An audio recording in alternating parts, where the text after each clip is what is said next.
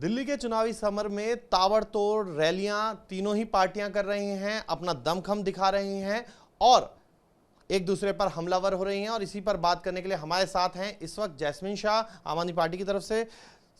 जिस तरीके के बयान आए हैं, खुद गृह मंत्री हमलावर हो रहे हैं, आपको कंपैरिजन कर रहे हैं कि आपका और राहुल गांधी जो है वो पाकिस्तान में आपके नेता ज़्यादा पॉपुलर है। देखिए, ये बड़ी हास्यास्पद भी बात है और दुख की भी बात है कि अमित शाह जी कह रहे हैं कि आम आदमी पार्टी के समर्थक पाकिस्तानी हैं। मतलब क्या कह रहे हैं, क्या सोच के इन्होंने ये कहा कि दिल्ली के 56% वोटर्स जिन्होंने आम आदमी पार्टी को जिताया, अरविंद केजरीवाल जी को मुख्यमंत्री बनाया, वो पाकिस्तानी हो गए। इसलिए पाकिस्तानी हो गए इसलिए क्योंकि भाजपा को वोट नहीं दिया। पंजाब के मतदाताओं ने, जिन्होंने 92 सीट्स दी आम आदमी पार्टी को 117 में से, हिस्टोरिक मैंडेट दिया, वो आज भाजपा के लिए पाकिस्तानी हो गए। गोवा की जनता, गुजरात की जनता, गुजरात की भी 14% वोटर ने आम आदमी पार्टी को वोट दिया, तो वो पाकिस्तानी हो गए। मेरे ख्याल से ये बड़ी दुख की बात है कि इस तरह की नफरत की राजनीति से, देखिए, उम्मीद थी कि अमित शाह जी अगर दिल्ली में आएंगे तो अपने कामों की चर्चा करेंगे। 10 साल से लोगों ने उन्हें प्यार दिया है, उनकी सरकार बनाई है, किस उपेक्षा में कि महंगाई के ऊपर काम करेंगे, बेरोजगारी के ऊपर काम करेंगे। लेकिन जब आज वो आते हैं और चुनाव में वोट मांगते हैं तो कहते कि जो भी हमें वोट नहीं डालेगा वो पाकिस्तानी है। मेरे ख्याल से बहुत दुख की बात है, ऐसी बातें नहीं करनी चाहिए। आप 10 गारंटी देते हैं और 10 गारंटी में जो है कहते हैं, आप लोग कह देते हैं कि फुल स्टेटहुड देने की बात आप लोग करते हैं। ये कैसे पॉसिबल होगा? फुल स्टेटहुड तो अभी तक कोई भी सरकार आई है वो नहीं दे पाई। देखिए, मज़े की बात यह है कि कई सारी जनरल इलेक्शंस इसके पहले जो हुए हैं उसमें भाजपा ने भी और कांग्रेस ने भी दिल्ली को पूर्ण राज्य देने का वादा किया है। आप देख लीजिए बीजेपी के मैनिफेस्टोज जो पुराने चुनाव में है, 2004 का चुनाव है, 1999 के जो चुनाव वगैरह वगैरह, 2009 में भी उन्होंने ये वादा किया था। अब दिल्ली को पूर्ण राज्य देना पहले क्यों ज़रूरी है? दिल्ली की सबसे बड़ी जो दिक्कत है वो है law and order. Delhi police, क्योंकि आज ये केंद्र शासित प्रसिद्ध एक यूनियन टेरिटरी का जैसा हिस्सा है, पार्शियल स्टेट है, दिल्ली पुलिस दिल्ली सरकार के अंदर नहीं आती, केंद्र सरकार के अंदर आती है, मतलब अमित शाह जी के अंदर आते हैं। तो क्या अगर दिल्ली के लोगों को कोई भी दिक्कत हो, चोरी चकारी, मर्डर्स के वारदात, रेप के वारदात आए दिन होते रहते हैं, दिल्ली देश का एक क्राइम कैपिटल बन गया है, तो क्या लोग कहाँ पे जाएंगे? अमित शाह जी से टाइम मांगेंगे या दिल्ली के मुख्यमंत्री और अपने एमएलए से टाइम मांगेंगे? ये सबसे बड़ा सवाल है। और दिल्ली की आबादी बहुत ज़्यादा बड़ी है। आप देखेंगे दुनिया भर में जो कैपिटल सिटीज़ हैं वो छोटी छोटी सिटीज़ होती हैं, तो फिर कोई फ़र्क नहीं पड़ता। लेकिन अगर 2 करोड़ 3 करोड़ की आबादी वाला प्रदेश, अगर आप उसे पूर्ण राज्य नहीं बनाते हो तो वो कभी भी आप उसे अच्छे से गवर्न नहीं कर पाओगे। और ये अधिकार संविधान बदलने से आएगा दिल्ली के लोगों के पास। कॉन्स्टिट्यूशनल अमेंडमेंट करना पड़ेगा। जो धारा 239AA के तहत दिल्ली की जो चुनी हुई सरकार मिली वो भी एक कॉन्स्टिट्यूशनल अमेंडमेंट के थ्रू मिली।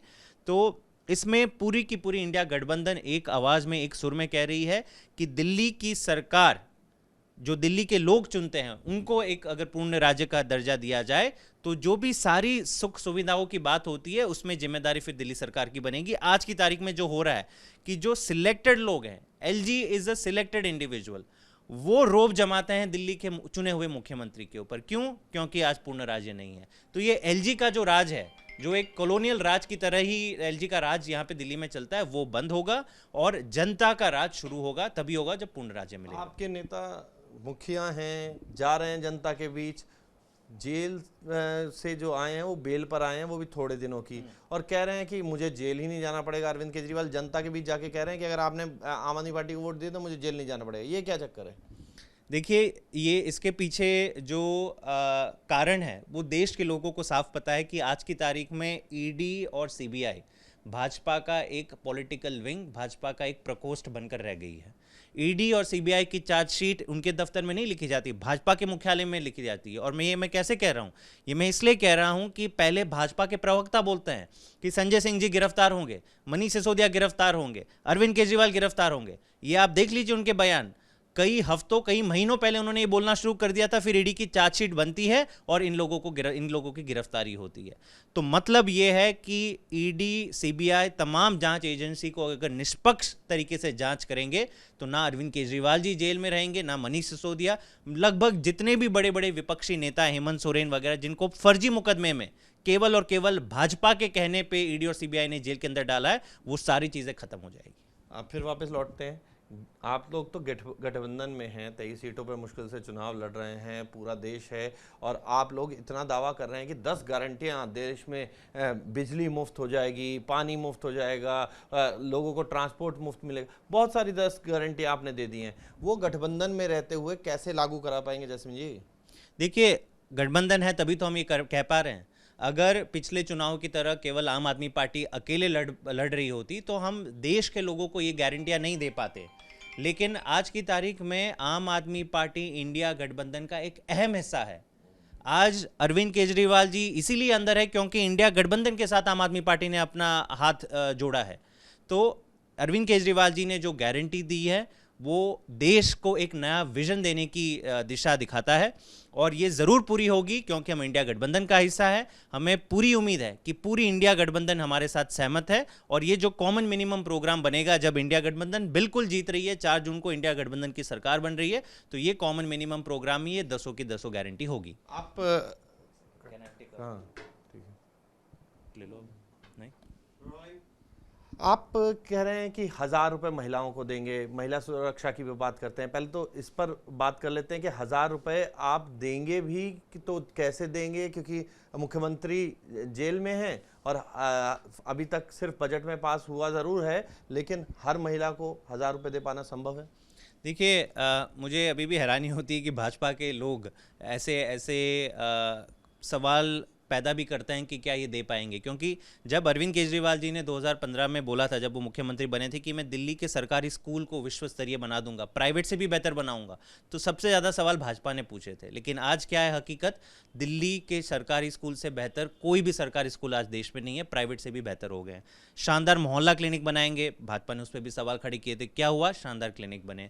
बिजली जब कहा था मुफ्त देंगे, कहीं तो हो ही नहीं सकता है भाई साहब, देश में बिजली कौन मुफ्त, मतलब आप भी सोच रहे होंगे कि बिजली मुफ्त तो कभी किसी सरकार ने करी नहीं, केजरीवाल ने वो कर दिखाया।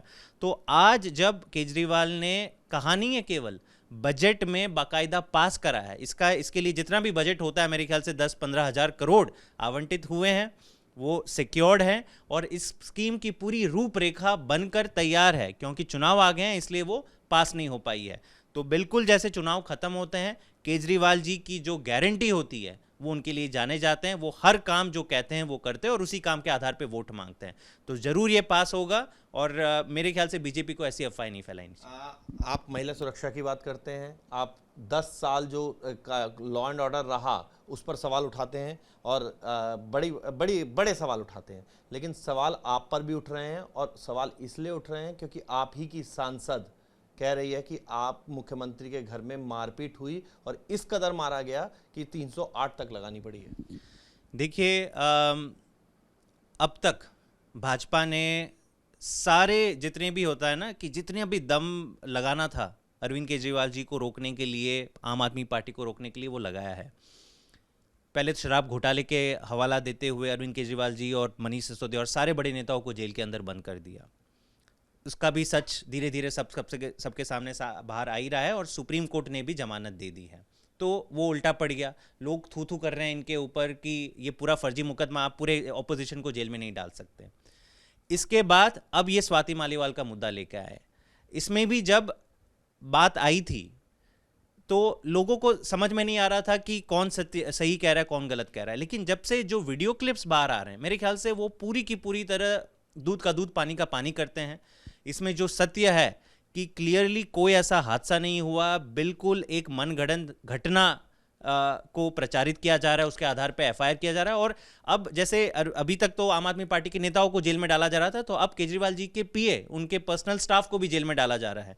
इतना ही नहीं, अब आप देखिए, कल एक फर्जी फॉरेन फंडिंग का मुद्दा लेके भी भाजपा आ गई है। तो ये जो हर दिन ये लोग जो प्रयास कर रहे हैं ना, हम यही कह रहे हैं कि भाजपा के पास इस चुनाव में कोई मुद्दा नहीं रह गया, वो अपने काम गिना ही नहीं पा रहे हैं। जहां पे भी काम गिना है, लोग उनको 2 उल्टे जवाब दे रहे हैं। तो इसलिए क्या कर रहे हैं? षड्यंत्र पे षड्यंत्र, षड्यंत्र पे षड्यंत्र। लेकिन इस चीज का सत्य जरूर सामने आएगा। जनता सब कुछ समझ चुकी है कि अब आम आदमी पार्टी और केजरीवाल जी को कोई नहीं रोक सकता। आपके बड़े नेता जेल चले जाते हैं कथित शराब घोटाले के मामले में। आप लोग इलेक्ट्रल बॉन्ड की बात करने लगते हैं। शराब घोटाला इलेक्ट्रल बॉन्ड कैसे कनेक्ट है? क्या आपको ये नहीं लगता कि आप लोग मुद्दा डाइवर्ट करने के लिए इस तरीके की बात कह रहे हैं? आपने मेरे ख्याल से बहुत अहम सवाल पूछा कि शराब घोटाला और इलेक्टोरल बॉन्ड का क्या कनेक्शन है। देखिए, दिल्ली का जो कथित शराब घोटाला एक तो पहले कभी हुआ नहीं, पूरा का पूरा फर्जी आरोप लगाए गए हैं। अब तक आप मान के चलिए कि ईडी के इतिहास में 2 साल की जांच के बाद कोई भी ऐसा केस नहीं है कि 2 साल से जांच कर रही है ईडी और एक चवन्नी की रिकवरी नहीं हुई। कहते हैं कभी 200 करोड़, कभी कहते हैं 100 करोड़, कभी कोई कहता है 8,000 करोड़। उनको एक तो समझ नहीं है कि कितना करोड़ बोलना है, लेकिन जो भी अमाउंट कह रहे हैं 1 रुपए की भी रिकवरी नहीं हुई, कोई सबूत हाथ में नहीं लगा है। केवल और केवल भाजपा के लोगों से सरकारी गवाह उनको बनाया और उनके लोगों से उन्होंने बयान दिए और फिर सब मुकदमा खड़ा किया है। अब आता है इलेक्टोरल बॉन्ड का कनेक्शन। पता चलता है जब इलेक्टोरल, आप समझिए और आपके दर्शक भी समझेंगे कि इलेक्टोरल बॉन्ड जो 8,000 करोड़ का घोटाला है, कितने प्रयास किए भाजपा ने कि ये डेटा पब्लिक डोमेन में ना आए। सुप्रीम कोर्ट ने बार बार लताड़ लगाई, उसके बाद ये डेटा जब सार्वजनिक हुआ तो क्या पता चलता है? शरद चंद्र रेड्डी नाम का एक व्यक्ति जो शराब कारोबारी है, जिसको ईडी ने किंग पिन कहा है इस दिल्ली के कथित शराब घोटाले का, इस व्यक्ति ने भाजपा को 60 करोड़ रुपए इलेक्टोरल बॉन्ड के थ्रू रिश्वत दी है। तो और इस व्यक्ति को भाजपा ने पहले जेल में डाला था, ईडी ने इस घोटाले में 5 महीने 6 महीने जेल में उसे सड़ाया और उसके बाद उससे बयान निकलवाया कि नहीं, अरविंद केजरीवाल जी ने ऐसा किया, जिसके आधार पर फिर केजरीवाल जी गिरफ्तार होते हैं। लेकिन फिर क्या पता चलता है, इसी शरद चंद्र रेड्डी ने गिरफ्तारी के बाद 55 करोड़ रुपए और कुल ओवरऑल 60 करोड़ रुपए भाजपा को दिए। तो ये तो साफ हो गया कि इतनी बड़ी साजिश, खुलेआम आप साजिश कर रहे हो। इलेक्टोरल बॉन्ड से चंदा भी लेते हो और उसी व्यक्ति से, आपके अपने डोनर से आप एक बयान दिलवाते हो फर्जी। तो कोर्ट का मामला है, कोर्ट में साबित भी होगा। आखिरी लेकिन महत्वपूर्ण सवाल है कि अरविंद केजरीवाल अब बेल पर बाहर हैं। जेल का जवाब वोट से आपने कैंपेन चला दिया, अरविंद केजरीवाल बाहर हैं, दिल्ली की 7 सीटें जो हैं दांव पर हैं। क्या कितनी महत्वपूर्ण है? और क्योंकि अभी बस दिल्ली और पंजाब हरियाणा ये चुनाव बाकी है, किस तरीके का महत्वपूर्ण आप लोग देख रहे हैं चुनाव को और किस हक में जाता हुआ दिख रहा है?